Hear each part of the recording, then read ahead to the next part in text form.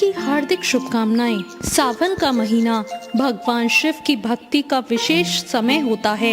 इस महीने में सोमवार को व्रत करने से भक्तों को भगवान शिव की विशेष कृपा प्राप्त होती है। विशेष रूप से कुंवारी कन्याएं अच्छे वर की प्राप्ति के लिए इस व्रत को करती हैं, जबकि विवाहिता महिलाएं अपने परिवार की सुख समृद्धि के लिए इस व्रत को करती हैं।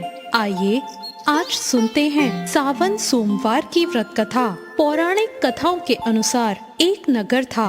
उसमें एक बहुत ही धनवान साहूकार रहता था। उसके घर में धन धान्य की कोई कमी नहीं थी, लेकिन संतान नहीं होने के कारण वो बहुत दुखी रहता था। संतान प्राप्ति के लिए वो हर सोमवार पूरी श्रद्धा के साथ भगवान शिव जी की उपासना करता था और शाम के समय मंदिर जाकर भगवान शिव के सामने दीपक जलाता था। उसके भक्ति भाव को देखते हुए एक दिन माता पार्वती ने भगवान शिव से कहा, हे प्राणनाथ, यह आपका सच्चा भक्त है। इसने इतने वर्षों से आपकी पूजा अर्चना की है। आप इसे संतान प्राप्ति का वरदान क्यों नहीं दे रहे हो? माता पार्वती के प्रश्न को सुनकर भगवान शिव ने उन्हें कहा कि साहूकार के पिछले जन्म के कर्मों के कारण उसके भाग्य में संतान का सुख नहीं लिखा है। ये सुनकर माता पार्वती ने भगवान शिव से आग्रह किया कि वो साहूकार को संतान प्राप्ति का वर दे दें। माता पार्वती के आग्रह के बाद भोलेनाथ ने इस बात को मान लिया और साहूकार को स्वप्न में दर्शन देकर संतान प्राप्ति का वरदान दे दिया। इसके साथ ही भगवान ने उसे ये भी बताया कि मैं जो पुत्र तुम्हें दे रहा हूँ वो अल्पायु होगा और वो केवल 16 वर्ष की आयु तक ही जीवित रहेगा। साहूकार जब सोकर उठा तो उसे सपने की बात याद आई। उसे इस बात से बहुत प्रसन्नता हुई कि उसे पुत्र होने वाला है, लेकिन संतान को कुछ समय बाद खो देने के विचार से वो चिंतित हो गया। उसने पूरा वृतांत अपनी पत्नी को सुनाया। पुत्र की अल्पायु के बारे में सुनकर उसकी पत्नी भी बहुत दुखी हो गई। ये बात जानकर भी साहूकार ने भगवान शिव की पूजा में कोई कमी नहीं की। कुछ समय के बाद साहूकार की पत्नी गर्भवती हो गई और उसने एक सुंदर बालक को जन्म दिया। उन्होंने उस बालक का नाम अमर रखा। अब जब अमर 11 वर्ष का हुआ तो साहूकार ने उसे उसके मामा के साथ शिक्षा ग्रहण करने के लिए काशी भेज दिया। काशी जाने से पहले साहूकार ने बालक के मामा को कुछ धन दिया और कहा, तुम जिस मार्ग से जा रहे हो वहाँ यज्ञ और ब्राह्मणों को भोजन अवश्य कराते जाना। इसके बाद दोनों मामा भांजे काशी की ओर चल दिए। यात्रा करते हुए बालक और उसके मामा एक राज्य में विश्राम के लिए रुक गए।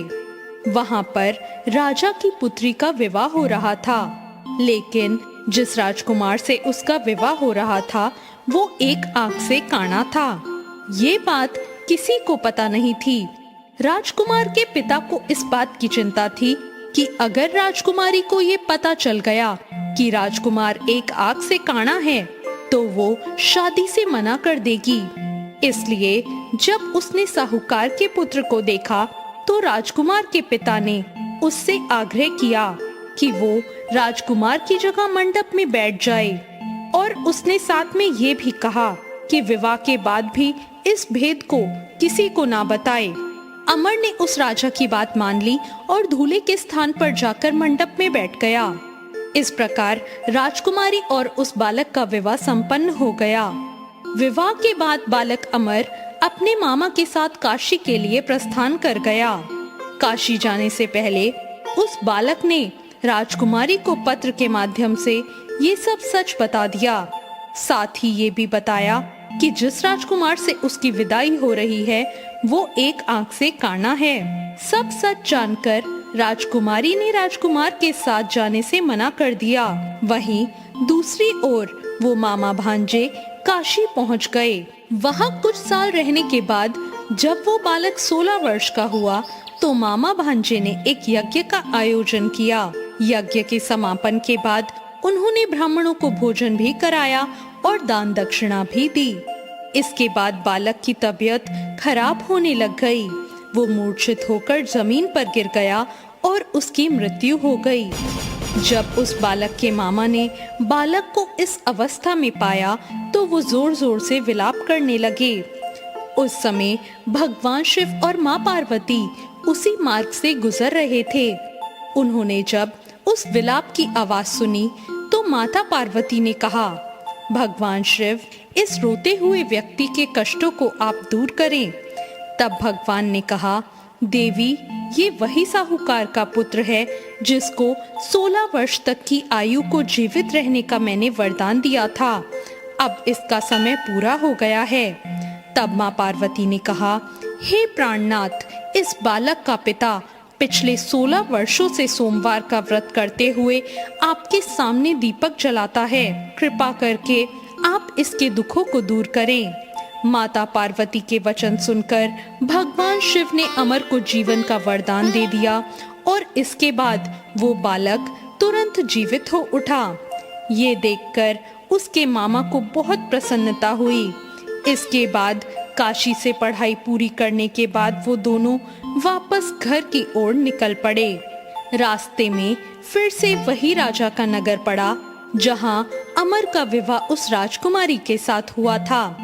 जब राजकुमारी ने अमर को देखा तो वो तुरंत ही उसे पहचान गई। राजा ने भी प्रसन्नता पूर्वक अपनी पुत्री को अमर के साथ विदा कर दिया।